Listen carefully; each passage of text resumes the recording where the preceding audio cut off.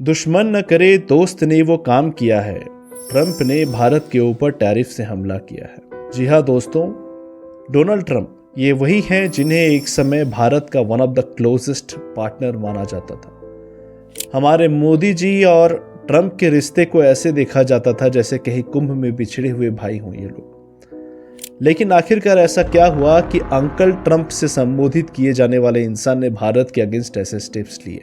चलिए समझने की कोशिश करते हैं। डोनाल्ड ट्रंप ने अपने इस स्टेप को जस्टिफाई करते हुए ये कहा कि अगर इंडिया हमारे दुश्मन के साथ क्लोज रिश्ता बनाएगा तो दुश्मन का दोस्त भी दुश्मन बन जाएगा।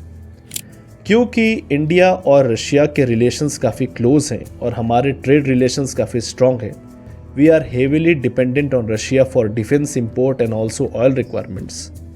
तो इस स्टेप को उन्होंने रिटेलिएटरी कहा है और कहा है कि अगर आप रशिया के साथ डीलिंग्स करेंगे तो हमें आपके ऊपर टैरिफ इंपोज तो करना पड़ेगा। इतना ही नहीं, सबसे कंट्रोवर्शियल बात जो उन्होंने कही कि दोनों डेड इकोनॉमीज़ हैं, रशिया और इंडिया की इकोनॉमी दोनों डेड इकोनॉमीज़ हैं, इन्हें अपनी इकोनॉमी के साथ जो करना है हमें फ़र्क नहीं पड़ता, लेकिन हम पाकिस्तान के साथ मिलकर दुनिया का one of the largest oil reserves बनाएंगे और हो सकता है कि फ्यूचर में पाकिस्तान इंडिया को ऑयल एक्सपोर्ट करे। Now knowing the bilateral relations between India and Pakistan, अगर head of the state of America ऐसा स्टेटमेंट्स देते हैं, it is considered to be quite illogical, irrelevant and disgusting statements. अगर हिस्ट्री को उठा के देखें तो हमें पता है कि America has never been loyal to India. ऐसे बहुत सारे इंस्टेंसेस आए हैं जहाँ पे हमने अमेरिका से लॉयल्टी की एक्सपेक्टेशन की, लेकिन दे हैव बैक स्टेप्ड अस। सो अगर आज के मॉडर्न पॉलिटिकल डायनामिक्स में अगर हम किसी से लॉयल्टी एक्सपेक्ट करते हैं, so it is going to backfire on अस।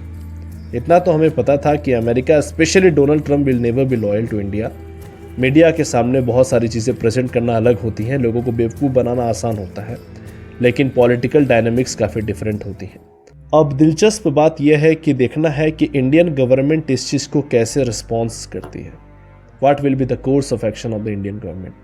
अगर कोई भी अपडेट्स आएंगे I will forward to you, but for that kindly subscribe my channel और कमेंट सेक्शन में आप बता सकते हैं कि what can be the future course of action of the Indian government.